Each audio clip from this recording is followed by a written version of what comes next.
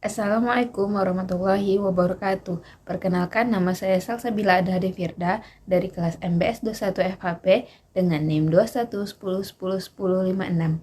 Video ini saya buat untuk membahas 3 soal yang diajukan sebagai tugas pengganti UAS Manajemen Asuransi Syariah. Selamat menyaksikan. 어쩜 이렇게 시간이 안 가는지 정말 버스 안에서 going 이불 속에서 going은 언제나 너에게 going. Baiklah, kita akan mulai membahas tugas pengganti UAS Manajemen Asuransi Syariah. Soal pertama mengenai SWDK-LLJ.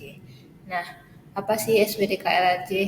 Teman-teman tahu nggak sih, ketika kita memiliki kendaraan bermotor, maka otomatis kita akan memiliki STNK atau surat tanda nomor kendaraan.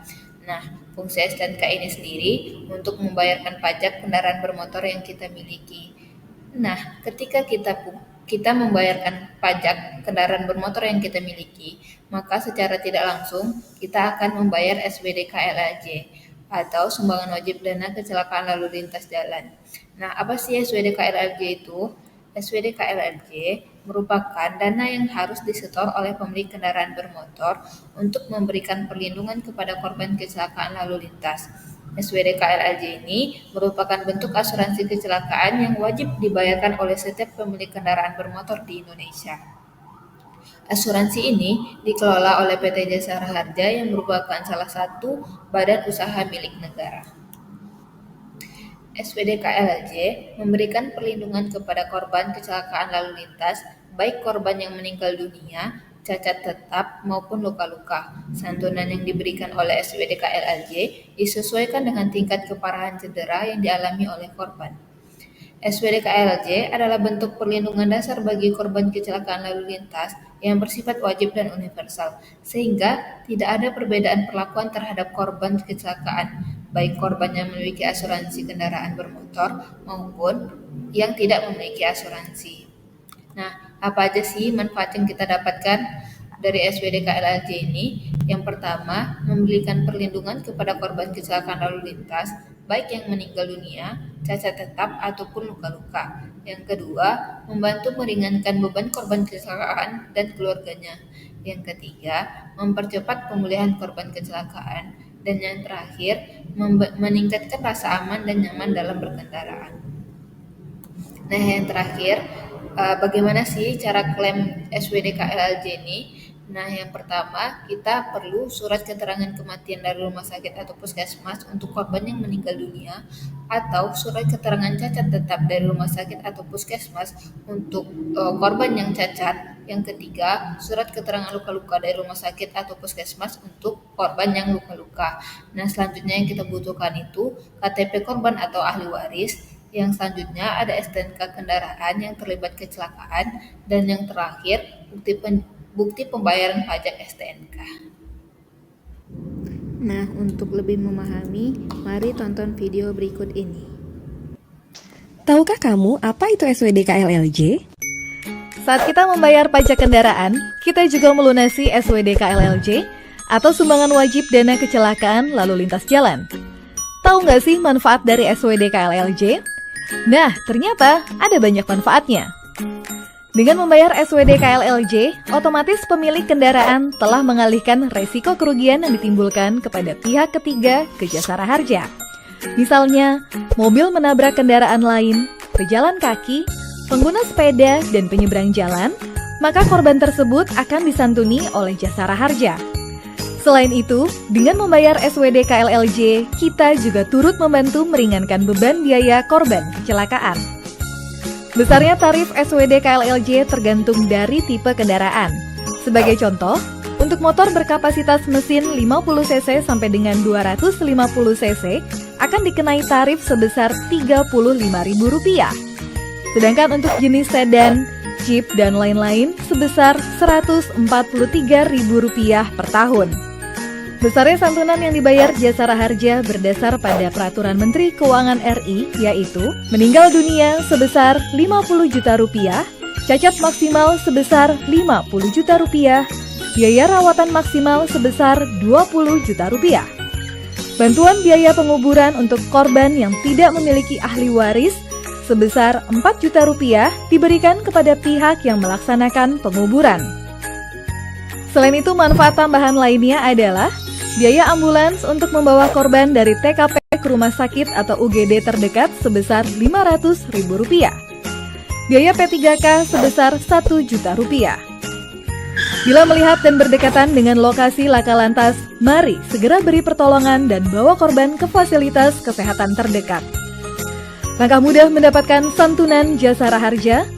Laporkan kejadian kecelakaan yang terjadi kepada pihak kepolisian dan menghubungi Jasara Harja.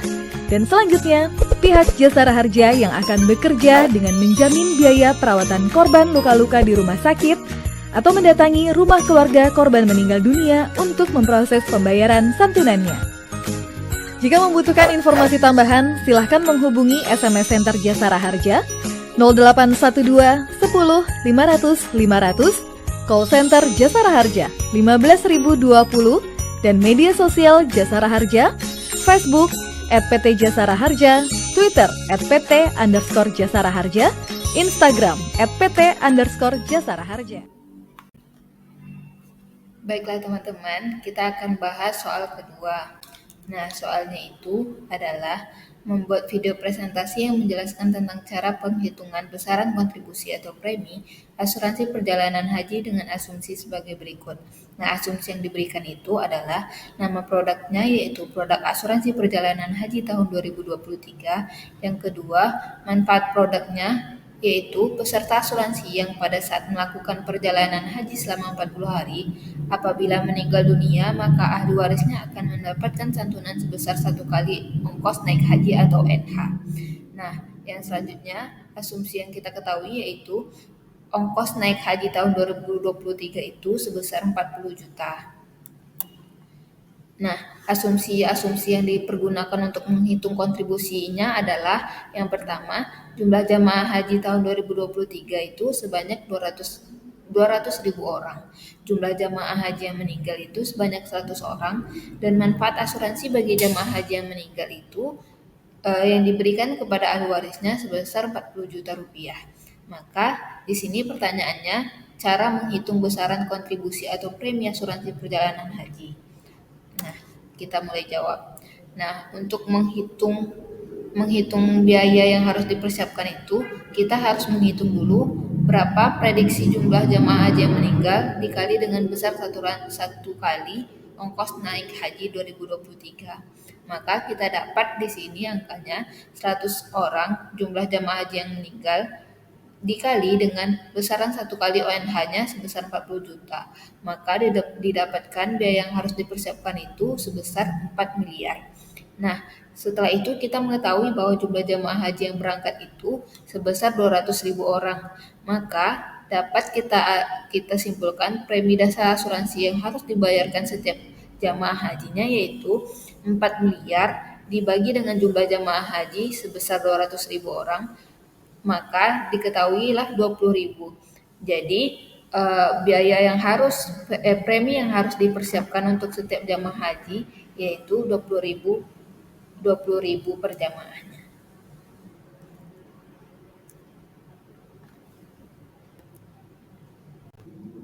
Nah, selanjutnya kita akan bahas soal nomor 3, yaitu penjelasan mengenai materi yang pernah diajarkan di dalam kelas, yaitu pertama mengenai reasuransi syariah. Nah, reasuransi syariah adalah proses saling menanggung antara pemberi sesi atau ceding company dengan penanggung ulang atau reasuradur dengan proses suka sama suka dari berbagai resiko dan persyaratan yang ditetapkan dalam akad yang dikenal dengan nama konsep sharing of risk. Undang-Undang Nomor 40 Tahun 2014 menyebutkan bahwa reasuransi syariah adalah usaha pengelolaan resiko berdasarkan prinsip syariah atas resiko yang dihadapi oleh perusahaan asuransi syariah, perusahaan penjamin syariah, atau perusahaan reasuransi syariah lainnya. Jadi, perusahaan reasuransi syariah ini menanggung beban resiko dari yang ditanggung oleh perusahaan asuransi. Kalau misalnya perusahaan asuransi berbagi resiko, risk sharing-nya itu dengan peserta asuransi. Sedangkan perusahaan reasuransi syariah berbagi resikonya itu dengan perusahaan asuransi. Jadi kalau dibikin alurnya tuh peserta asuransi mendaftarkan asuransinya kepada perusahaan asuransi. Kalau perusahaan asuransi mengasuransikan perusahaannya kepada perusahaan reasuransi syariah. Nah, tujuan dan fungsi dari perusahaan reasuransi syariah ini sendiri, yang pertama, distribusi resiko operator asuransi syariah. Yang kedua, melindungi operator asuransi syariah dari ketidakmampuan membayar kewajibannya kepada peserta. Nah, yang ketiga, memberikan kapasitas yang lebih besar serta fleksibilitas underwriting dan stabilitas keuangan operator asuransi syariah. Yang keempat, memastikan bahwa dana kontribusi peserta dikelola dengan baik untuk menghadapi kewajiban indemnity atau penggantian kerugian dan menjaga keberlangsungan kegiatan operasional operator asuransi syariah. Jadi, fungsinya ada reasuransi syariah itu yaitu ketika perusahaan asuransi tidak dapat membayarkan kewajibannya kepada peserta, maka perusahaan reasuransi syariah sebagai perusahaan yang memiliki dana lebih untuk mengcover resiko yang dihadapi oleh peserta, maka dia akan membantu perusahaan asuransi. Nah, untuk metode retakaful ini ada dua. Yang pertama proporsional dan yang kedua non proporsional. Proporsional itu di sini dikatakan bahwa pembagian resiko atau risk sharingnya secara proporsional antara pool yang dikelola operator asuransi syariah dengan pool yang dikelola dengan operator retakaful. Jadi konsep dari proporsional ini adalah ketika bentuk risk sharing yang digunakannya yaitu secara proporsional atau setara. Jadi misalnya kalau ada kerugian atau klaim dari nasabah, maka klaim itu akan ditanggung oleh perusahaan asuransi dan perusahaan reasuransi syariah secara proporsional.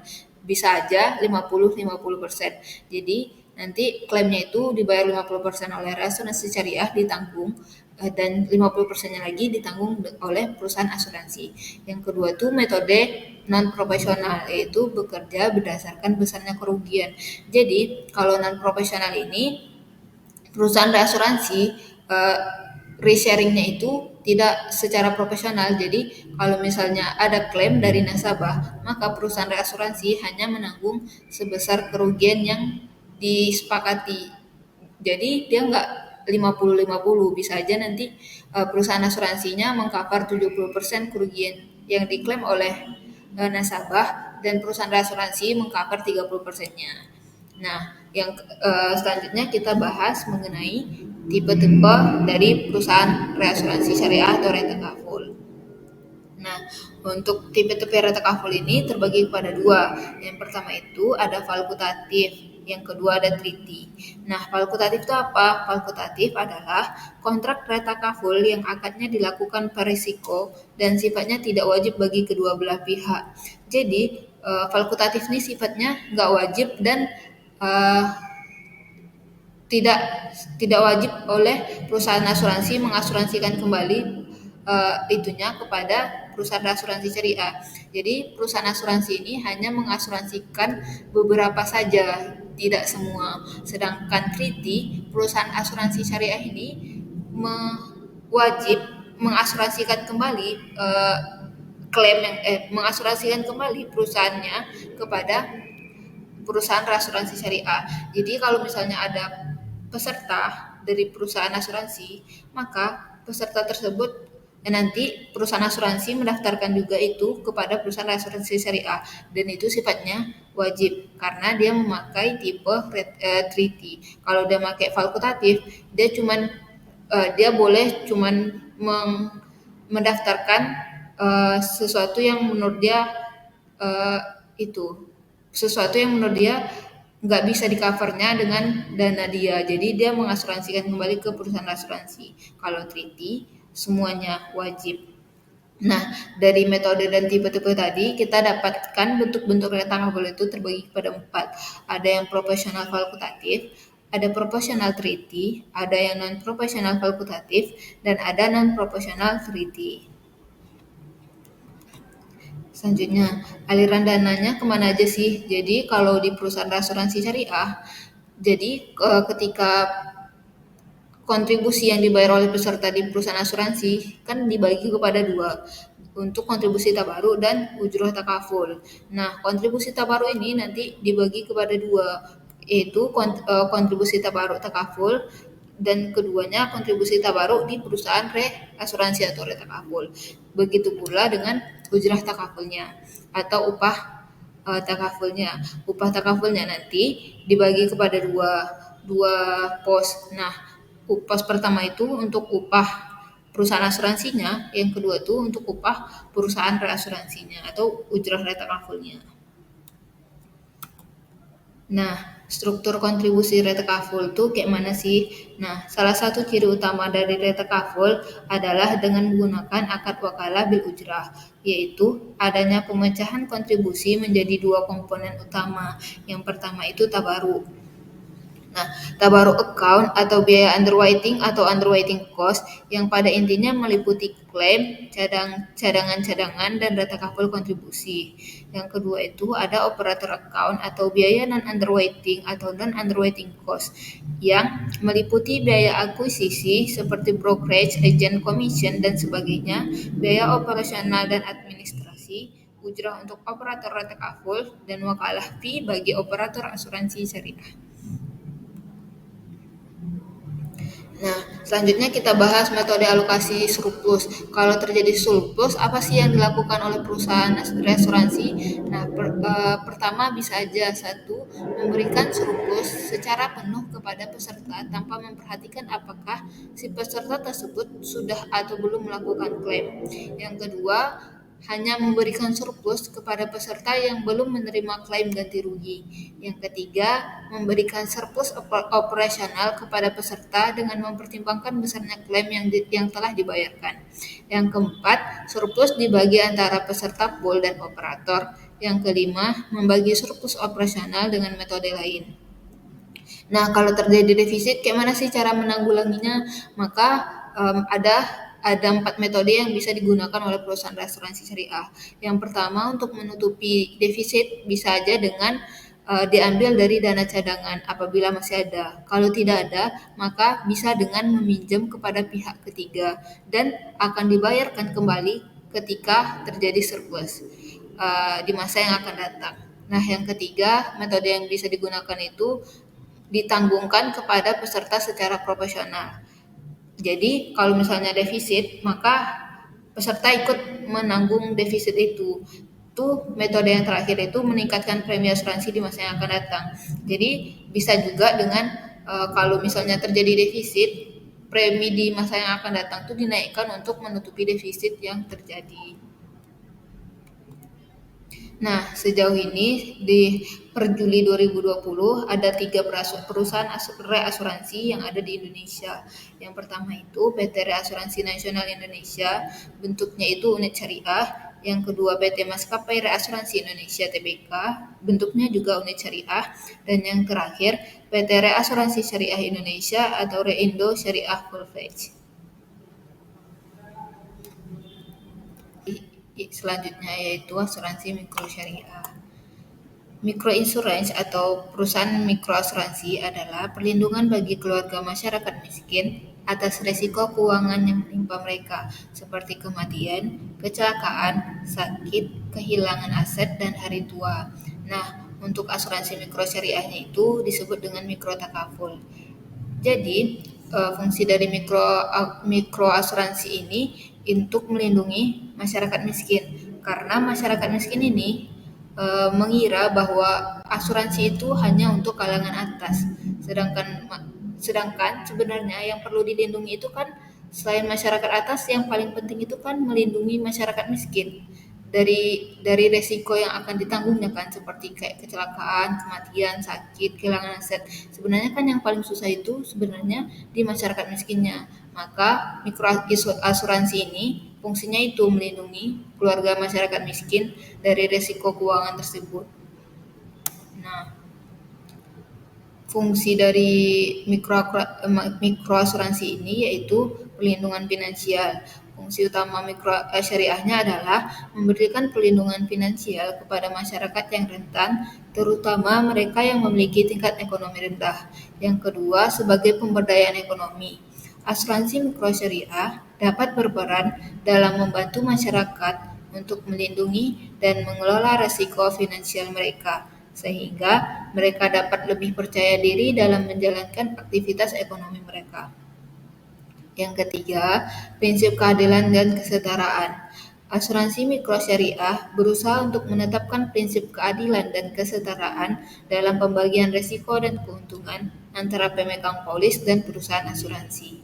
Yang keempat, pemenuhan prinsip syariah. Produk asuransi ini diarahkan untuk memastikan bahwa semua transaksi dan kegiatan terkait dengan asuransi sesuai dengan hukum Islam. Yang kelima, peningkatan kesejahteraan sosial. Asuransi mikrosyariah dapat berkontribusi pada peningkatan kesejahteraan sosial dengan memberikan manfaat tambahan kepada masyarakat yang dijamin. Yang keenam, pengelolaan risiko melalui asuransi mikrosyariah. Masyarakat dapat mengelola risiko-risiko yang mungkin mengancam keberlanjutan ekonomi mereka. Ini mencakup risiko kesehatan, bencana alam, atau risiko kehilangan sumber penghasilan. Yang ketujuh, pengembangan keuangan syariah, yaitu asuransi mikrosyariah berperan dalam pengembangan industri keuangan syariah secara keseluruhan dengan memberikan alternatif produk keuangan yang sesuai dengan prinsip-prinsip syariah. Nah, apa aja tuh produk asuransi mikro? Produk asuransi mikro itu terdiri dari satu, credit life, yang kedua personal accident, yang ketiga term life, yang keempat saving life, yang kelima property, keenam pensiun, ketujuh kesehatan, dan yang ke-8 ada pertanian. Nah, prinsip-prinsip dari asuransi mikro itu sendiri yang pertama ada sederhana, yaitu produk asuransi mikro syariah harus dirancang dengan sederhana agar mudah dipahami oleh pemegang polis. Yang kedua, mudah atau easy. Produk asuransi mikro syariah harus mudah diakses oleh masyarakat. Ini melibatkan proses pendaftaran yang tidak rumit dan dapat diakses oleh individu atau kelompok dengan tingkat literasi keuangan yang beragam. Yang ketiga, ekonomis. Produk asuransi mikro syariah harus ekonomi. Artinya, premi yang dibayarkan oleh pemegang polis harus terjangkau. Hal ini memungkinkan masyarakat dengan tingkat ekonomi rendah untuk mendapatkan perlindungan finansial yang sesuai dengan prinsip-prinsip syariah. Dan terakhir, singkat atau segera atau prompt, yaitu proses klaim dalam asuransi mikro syariah harus cepat dan efisien. Pemegang polis harus dapat mengajukan klaim dan menerima pembayaran klaim dengan cepat. Pemberian perlindungan finansial yang sesuai dengan yang kita butuhkan. Nah, distribusi asuransi mikro itu yang pertama ada full service model, yaitu perusahaan asuransi langsung memasarkan produknya. Yang kedua bisa dengan partner atau agent model, yaitu melalui keagenan. Jadi, perusahaan asuransi ini pakai agen untuk memasarkan produknya.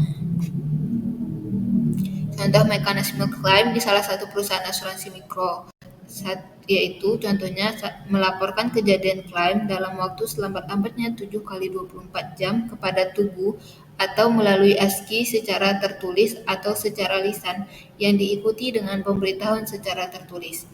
Yang kedua, ASKI akan melakukan survei dan penilaian kerugian dan jika telah ditetapkan kerugiannya, maka Tugu akan membayar klaim sesuai dengan benefit. Maksimum benefit hanya berlaku untuk satu resiko mana yang lebih dahulu terjadi. Yang terakhir, dalam hal klaim disetujui, maka klaim akan dibayarkan. Dimana pagi ini kita akan membahas seputar asuransi mikro. Di studio Metro Manula, saya telah ditemani oleh Bapak Hendrisman Rahim, Ketua Umum Asosiasi Asuransi Jiwa Indonesia atau AAJI. Selamat pagi Pak Hendrisman. Selamat pagi selamat pagi pemirsa, salam asuransi. Salam asuransi Pak Hendrisman, kiranya langsung saja asuransi mikro. Bisa dijelaskan maksudnya apa ini Pak? Iya, ini menarik ini. Asuransi mikro ini yang baru kemarin-kemarin ini ada ya. Asuransi mikro itu adalah produk asuransi yang diperuntukkan bagi masyarakat berpenghasilan rendah. Nah, konsepnya produk mikronya harus memenuhi yang kita sebut sebagai SMES, SMES. Singkatan apa itu Pak? S itu singkatan dari sederhana. Ya, jadi fitur produk tuh harus begitu sederhananya, gampang dimengerti, terus tidak perlu kompleks misi formulir yang panjang-panjang, jadi bisa dibeli dengan cepat gitu. M-nya itu mudah didapat, jadi bisa didapatkan di banyak channel distribusi. Misalnya bisa beli di supermarket dan Bisa dibeli di supermarket saat ini. itu mestinya gitu. Terus yang ketiga ekonomis, jadi harganya itu tidak tinggi. Dan secara definisi kita memberikan rule bahwa yang masuk asuransi mikro ini berada di antara 10.000 sampai 50.000 Untuk preminya. preminya. Yang keempat itu adalah ekonomi, dan satu lagi adalah mengenai S-nya. S itu sangat segera. Artinya proses dia sudah beli, dia hanya aktifkan gitu, mungkin melalui handphone, melalui apa, aktifkan, pertanyaan berjalan.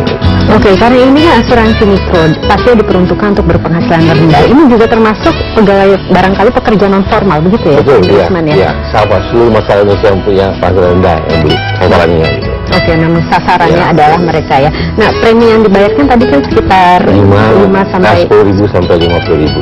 Oke, kiranya sampai saat ini sudah banyakkah yang memiliki asuransi mikro ini? Peminatnya Jadi bagaimana? memang asuransi mikro ini baru diperkenalkan oleh industri ini bersama regulator semester kedua tahun kemarin. Dan industri mempersiapkan untuk menghadapi hal itu. Pastinya yang sangat diperlukan adalah menyadarkan masyarakat ya Betul, akan ya. pentingnya memiliki asuransi meskipun asuransi mikro. Tapi berbicara asuransi mikro, manfaatnya bagaimana ini Pak? Ya, Banyak nggak kalau dibandingkan dengan asuransi biasa ya? betul. Karena ini hukum yang besar ya. Jadi perusahaan asuransi itu mencoba untuk memberikan produk ini kepada pengguna, dia beli dengan murah untuk dengan mendapatkan manfaat yang relatif cukup baik daripada premi yang walaupun itu rendah gitu. Nah, tentu pertanyaannya timbul, ini perusahaan asuransi mau apakah bisa rugi dan segala macamnya. Betul. Tapi tentu kita sebagai perusahaan asuransi tentu haruslah ya memikirkan bahwa tidak semuanya kita mencari keuntungan yang besar gitu. Tapi dalam hal ini dengan tujuan untuk memperbesar jumlah pemegang polis, jumlah tertanggung Indonesia, kita memberikan produk ini sehingga jumlah biangnya terpenuhi. Sehingga masyarakat benar-benar dapat punya polis, punya proteksi terhadap risiko-risiko yang dia hadapi dalam kehidupannya. Tentu dimulai dengan risiko yang paling mudah, misalnya risiko kecelakaan, risiko hari tua, risiko kesehatan, yang kita mulai dari sana. Oke, tapi kalau dilihat dari sisi perusahaan asuransinya, apakah mereka tertarik untuk menggarap asuransi mikro ini? Ya, tadi pada awalnya ini mau kita tampilkan, kadang-kadang terpikir seperti itu. Tapi nyatanya setelah kita bicarakan panjang di industri ini, nyatanya industri itu siap untuk menjalankan ini dengan satu pemikiran bahwa ini kita akan mengasuransikan masyarakat kita, meningkatkan segala masyarakat, dan ini bagian daripada sebagainya ada fungsi sosial dari industri asuransi pada masyarakat Indonesia. Oke, ini kan baru mulai ya Pak ya. Kiranya target ke depannya bagaimana ini dari AAJI maupun dari industri? Nah, kita memang mengharapkan dalam jangka 2 tahun ke depan ini seperti katakan jumlah pemegang jumlah tertanggung di sini akan begitu besarnya, dari 5 tahun ke depan menjadi 10%, pada saya akan datang seperti itu. Dan kita harapkan jumlah itu akan datang dari para masyarakat berpenghasilan rendah. Oke, baik. Terima kasih Pak Hendrisman. Salam asuransi. Selanjutnya, materi yang akan kita bahas yaitu mengenai pialang asuransi syariah. Nah, perusahaan pialang asuransi adalah perusahaan yang memberikan jasa keperantaraan dalam penutupan asuransi dan penanganan penyelesaian ganti rugi asuransi dengan bertindak untuk kepentingan tertanggung. Perusahaan pialang asuransi adalah perusahaan yang memberikan jasa keperantaraan dalam penempatan reasuransi dan penanganan penyelesaian ganti rugi reasuransi dengan bertindak untuk kepentingan perusahaan asuransi. Jadi perusahaan pialang ini berfungsi untuk memudahkan para pencari asuransi ke mana dia ingin mengasuransikan bendanya. Contohnya saya mau mengasuransikan mobil saya, jadi saya nggak mau nih ribet-ribet nyari kemana perusahaan asuransi yang bagus, yang dapat dipercaya. Jadi saya menyerahkannya kepada perusahaan pialang. Nanti dia yang akan mencarikan perusahaan mana yang bagus sesuai dengan yang saya inginkan. Broker asuransi adalah istilah populer untuk pialang asuransi, di mana keberadaannya bersifat membantu klien dalam memilih perusahaan asuransi, termasuk pengurusan proses klaimnya, dan broker asuransi tidak terikat dengan suatu perusahaan asuransi. Sedangkan agen asuransi adalah perpanjangan tangan dari suatu perusahaan asuransi yang fungsinya memasarkan produk-produk dari perusahaan asuransi tersebut. Ini artinya agen terikat dengan satu perusahaan asuransi. Nah, peran dan fungsi dari eh, pialang asuransi itu yang pertama selaku risk konsultan. Nah, sebagai risk konsultan itu dia mengidentifikasikan risk exposure yang ada dalam suatu perusahaan atau institusi. Yang kedua, menganalisis risiko dari aspek frekuensi dan severity. Yang ketiga, menyusun pemetaan risiko atau risk mapping. Yang keempat, melakukan simulasi berdasarkan data historis yang ada. Yang kelima, mengusulkan metode penanganan risiko yang relevan. Nah, yang kedua perannya sebagai pialang asuransi, yaitu membantu proses penempatan risiko pada asuransi yang paling sesuai, memantau efisiensi dan efektivitas penggunaan asuransi, membantu pengurusan klaim yang mungkin terjadi, menegosiasikan kebutuhan tambahan perlindungan kepada perusahaan asuransi, serta memastikan pelayanan yang maksimal dari perusahaan asuransi.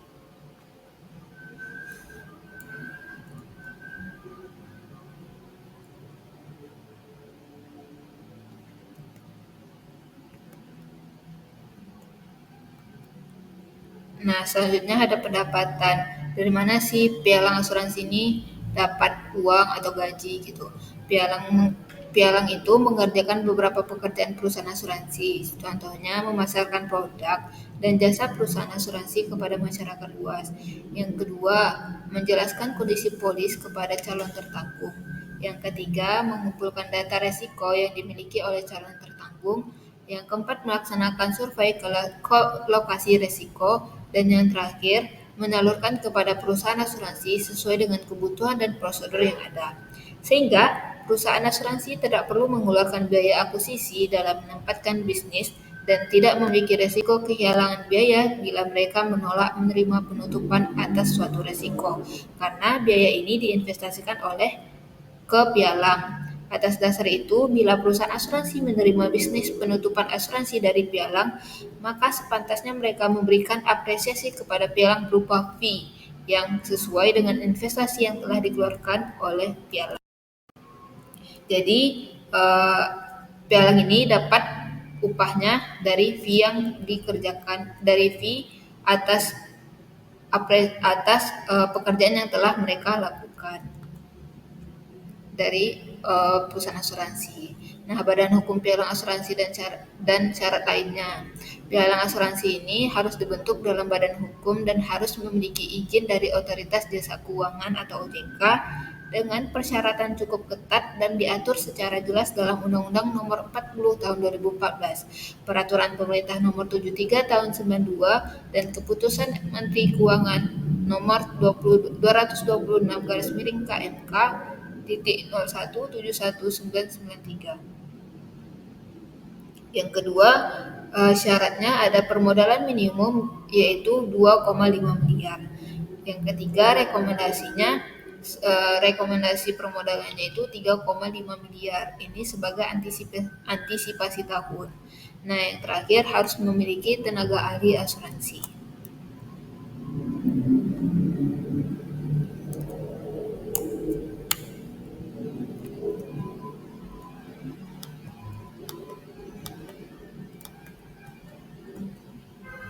Nah, badan hukum. Nah, selanjutnya ada regulasi. Regulasi pialang ini diatur dalam Ketentuan Umum Pasal 1 Ayat 11, yaitu usaha pialang asuransi adalah usaha jasa konsultan dan atau keperantaraan dalam penutupan asuransi atau asuransi syariah serta penanganan penyelesaian klaimnya dengan bertindak untuk dan atas nama pemegang polis, tertanggung atau peserta. Pasal 27 ayat 1 menyatakan pialang asuransi, pialang reasuransi, dan agen asuransi wajib terdaftar di OJK atau Otoritas Jasa Keuangan.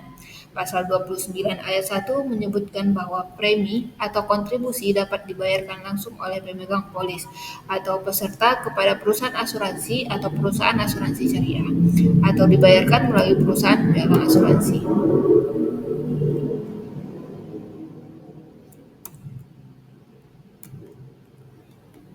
Nah, regulasi yang terakhir yaitu pasal 29 ayat 3, di mana perusahaan pialang asuransi dan perusahaan pialang reasuransi dilarang menahan atau mengelola premi atau kontribusi. Pasal 29 ayat 7 menyatakan bahwa perusahaan pialang asuransi dan perusahaan pialang reasuransi mendapat imbalan jasa keperantaraan dari pemegang polis atau jasa keperantaraannya. Dan yang terakhir ada pasal 30 ayat 1 mengenai regulasi pialang, yaitu perusahaan pialang asuransi dilarang menempatkan penutupan asuransi atau penutupan asuransi syariah pada perusahaan asuransi atau perusahaan asuransi syariah yang merupakan afiliasi dari pialang asuransi atau perusahaan pialang asuransi yang bersangkutan.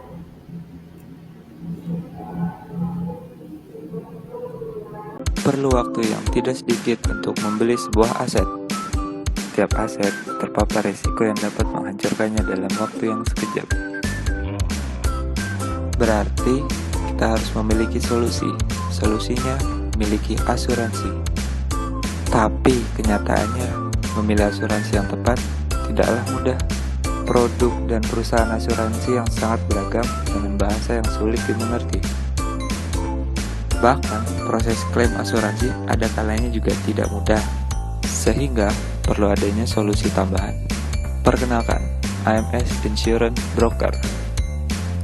AMS adalah perusahaan pialang asuransi profesional yang bertindak atas nama pemilik aset, membantu merekomendasikan luas jaminan dan perusahaan asuransi yang tepat sesuai profil risiko dari sebuah aset, membantu manajemen dokumen asuransi, membantu rekomendasi agar terhindar dari suatu risiko, sampai membantu penanganan klaim asuransi, dan pelayanan tersebut diberikan gratis.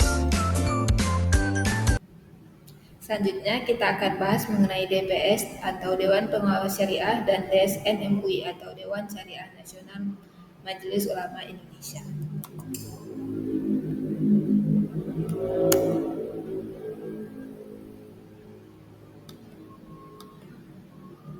Nah, DPS adalah untuk perusahaan asuransi dan reasuransi untuk menyelenggarakan seluruh atau sebagian usahanya berdasarkan prinsip syariah, wajib memiliki Dewan Pengawas Syariah. Kewajiban DPS yaitu berdasarkan keputusan DSN MUI nomor 30 tahun 2000 bagian ke-7 tentang petunjuk pelaksanaan penetapan anggota DPS pada lembaga keuangan syariah, yaitu mengikuti fatwa-fatwa DSN. Yang kedua, mengawasi kegiatan usaha lembaga keuangan syariah agar tidak menyimpang dari ketentuan dan prinsip syariah yang telah difatwakan DSN. Yang ketiga, melaporkan kegiatan usaha dan perkembangan lembaga keuangan yang diawasinya secara rutin kepada DSN sekurang-kurangnya 2 kali dalam setahun.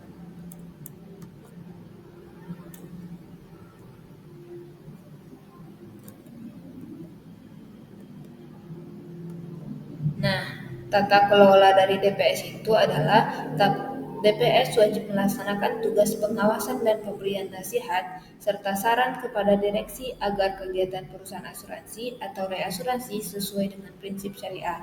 Ini termaktub dalam pasal 42 ayat 1. Nah, support tugas yang dilakukan oleh DPS yaitu menggunakan bantuan struktur organisasi di bawah komisaris, direksi, dan komite audit. Yang kedua, memperoleh informasi data dan informasi dari direksi berkaitan dengan pelaksanaan tugas DPS. Yang ketiga, memberikan fasilitas untuk mendukung pelaksanaan tugasnya. Yang terakhir, memberikan imbalan sesuai dengan aturan perseroan.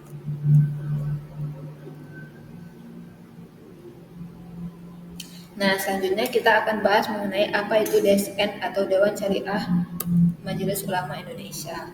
DSN adalah lembaga yang dibentuk oleh MUI atau Majelis Ulama Indonesia yang mempunyai fungsi melaksanakan tugas-tugas MUI dalam mengenai masalah-masalah yang berhubungan dengan aktivitas lembaga keuangan syariah.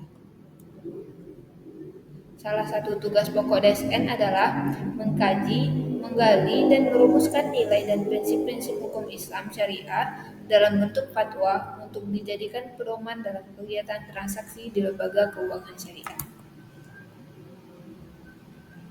Nah, proses keluarnya fatwa itu yang pertama, otoritas keuangan atau bisnis atau lembaga keuangan syariah meminta fatwa kepada Dewan Syariah Nasional. Nah, Dewan Syariah Nasional nanti akan memperdalam masalah dan perumusan fatwa yang dilakukan oleh BPH atau Badan Pengurus Harian DSN. Nah, BPH DSN ini nanti akan melakukan workshop dan pengkajian secara intensif dan melibatkan jasa para pakar di bidang terkait. Nah, setelah dilakukan workshop dan pengkajian secara intensif, maka dilakukan rapat pleno DSN. Nah, setelah rapat pleno DSN, maka pleno menyetujui draft fatwa, maka dikeluarkanlah fatwa. Nah, tugas dari DSN dan wewenangnya itu yang pertama menumbuh kembangkan penerapan nilai-nilai syariah dalam kegiatan perekonomian pada umumnya dan keuangan pada khususnya. Yang kedua, mengeluarkan fatwa atau jenis-jenis kegiatan keuangan. Yang ketiga, mengeluarkan fatwa atas produk dan jasa keuangan syariah. Yang keempat, mengawasi penerapan fatwa yang telah dikeluarkan.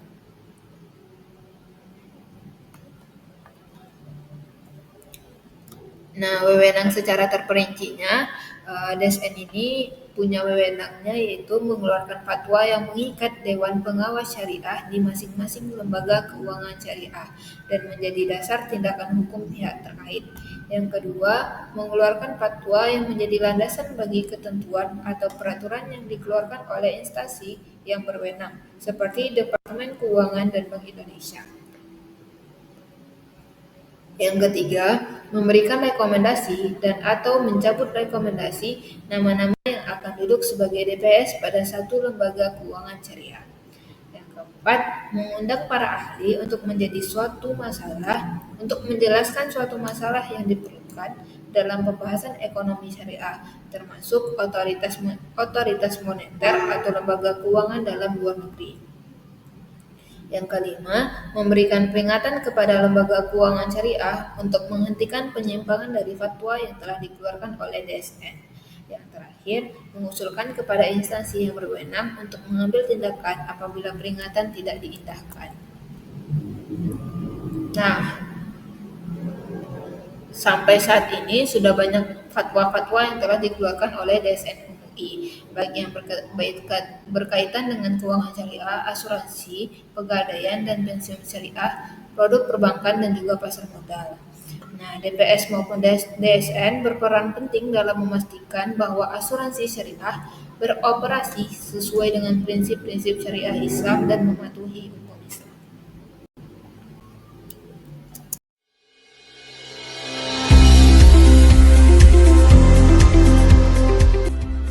Berdasarkan surat keputusan DSN nomor 3 tahun 2000, dijelaskan bahwa Dewan Pengawas Syariah adalah bagian dari lembaga keuangan syariah yang bersangkutan, di mana penempatannya atas persetujuan DSN.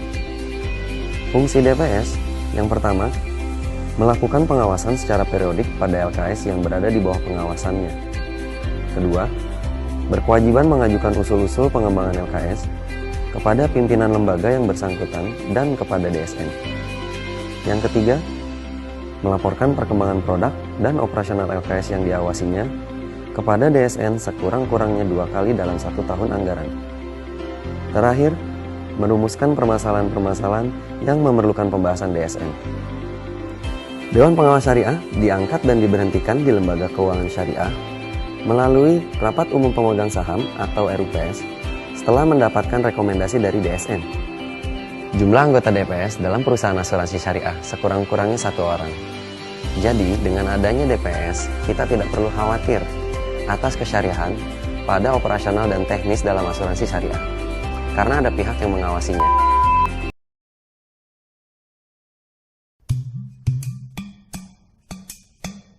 Assalamualaikum warahmatullahi wabarakatuh. Pemirsa rahimakumullah, kita bicara soal asuransi adalah takaful, saling menjaga dan saling melindungi. Oleh karena itu, benar atau tidaknya sebuah asuransi tergantung pada akadnya. Tak ada keraguan, hukum asuransi adalah halal. Majelis Ulama Indonesia melalui Dewan Syariah Nasional Fatwa nomor 21 tahun 2001 menyebutkan bahwa hukum asuransi adalah halal manakala mengikuti akad-akad yang telah digariskan oleh Fatwa MUI. Apa akadnya? Akadnya adalah tabarruk. Akadnya adalah ta'awun, saling tolong menolong. Kalau toh ada investasi, itu adalah akadnya akad tijari. Maka benarnya sebuah transaksi, benarnya muamalah tergantung pada akadnya. Inilah intinya hadis, wallahu fi aunil abdi maka nal abdu fi auni akhi. Allah akan menolong hambanya manakala hambanya menolong hamba yang lain. Maka saat kami bayar premi, diniatkan untuk menolong saudara kita kalau nanti kena musibah. Saat saya bayar adalah sedekah saya. Maka saat itu juga kita mengeluarkan dari diri kita harta yang kita miliki untuk mendapat pahala dan ridho dari Allah karena menolong hamba Allah Subhanahu wa taala. Jangan ragu lagi, silahkan berasuransi. Bukan melawan takdir, tetapi kita memenuhi terhadap tuntutan takdir. Karena tak mungkin orang hidup tanpa musibah. Hatta sampai asuransi kematian, asuransi jiwa pun bukan kita menghindar dari mati. Tapi manakala ada yang meninggal, ia punya tabungan yang bisa diwariskan kepada keluarganya. Sehingga tidak menyulitkan kepada yang hidup dengan persiapan kita berasuransi. Percayalah bahwa asuransi syariah adalah halal dan sesuai dengan syariah asalkan memenuhi apa yang telah diawasi oleh Dewan Pengawas Syariah, mengikuti yang telah ditentukan dalam Fatwa Majelis Ulama Indonesia. Terima kasih. Mudah-mudahan bermanfaat. Wallahul muwaffiq ila aqwamit thoriq. Wassalamualaikum warahmatullahi wabarakatuh.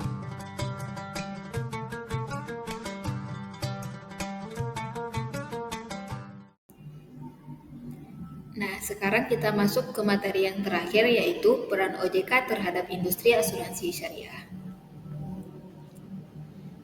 Otoritas Jasa Keuangan atau OJK adalah lembaga yang bertanggung jawab atas pengawasan dan regulasi sektor keuangan yang ada di Indonesia.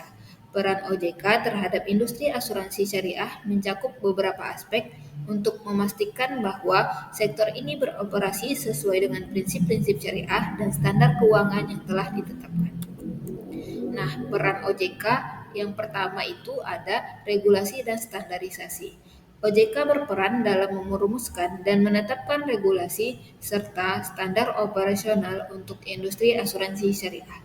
Hal ini melibatkan pembuatan kebijakan yang mencakup tata kelola, transparansi, keuangan, dan aspek-aspek lainnya yang berkaitan dengan asuransi syariah. Yang kedua, perannya yaitu pengawasan dan pengendalian risiko. OJK memiliki tanggung jawab untuk melakukan pengawasan terhadap perusahaan asuransi syariah guna memastikan kepatuhan terhadap regulasi dan mengidentifikasikan potensi risiko yang dapat mempengaruhi stabilitas industri. OJK juga dapat memberikan panduan dan bantuan terkait manajemen risiko kepada perusahaan asuransi syariah. Nah, yang selanjutnya perannya yaitu pengembangan industri. OJK berusaha untuk mengembangkan industri asuransi syariah dengan memberikan dukungan dan insentif yang diperlukan. Ini dapat mencakup fasilitas kebijakan yang mendukung pertumbuhan industri, termasuk penyediaan regulasi yang mendukung inovasi, produk, dan layanan. Yang keempat, pemberdayaan konsumen. OJK berperan dalam melindungi kepentingan konsumen asuransi syariah. Ini mencakup penyediaan informasi yang jelas dan akurat kepada konsumen, serta penanganan keluhan atau sengketa yang melibatkan perusahaan asuransi syariah. Yang selanjutnya yaitu kolaborasi internasional. OJK dapat bekerja sama dengan lembaga pengawas keuangan dan otoritas syariah di negara lain untuk membangun hubungan internasional yang dapat memperkuat industri asuransi syariah di Indonesia. Hal ini dapat mencakup mengenai pertukaran informasi, best practice, dan kerjasama dalam pengembangan industri. Nah, yang terakhir yaitu pendidikan dan pelatihan. OJK dapat terlibat dalam penyediaan program pendidikan dan pelatihan untuk meningkatkan pemahaman dan keterampilan di bidang asuransi syariah. Ini dapat membantu meningkatkan kualifikasi dan profesionalisme para pelaku industri. Nah, strategi yang dilakukan oleh OJK untuk mendukung pengembangan industri asuransi syariah yang pertama adalah meningkatkan literasi dan edukasi keuangan syariah kepada masyarakat. OJK terus berupaya meningkatkan literasi dan edukasi keuangan syariah kepada masyarakat sehingga masyarakat dapat memahami manfaat dan keunggulan asuransi syariah. Yang kedua, mengembangkan produk asuransi syariah yang inovatif dan sesuai dengan kebutuhan masyarakat. OJK terus mendorong perusahaan asuransi syariah untuk mengembangkan produk asuransi syariah yang inovatif dan sesuai dengan kebutuhan masyarakat. Yang terakhir, meningkatkan sinergi dengan pemangku kepentingan lain. OJK bekerja sama dengan pemangku kepentingan lain seperti pemerintah, Bank Indonesia, dan lembaga keuangan syariah lainnya untuk mendukung pengembangan industri asuransi syariah.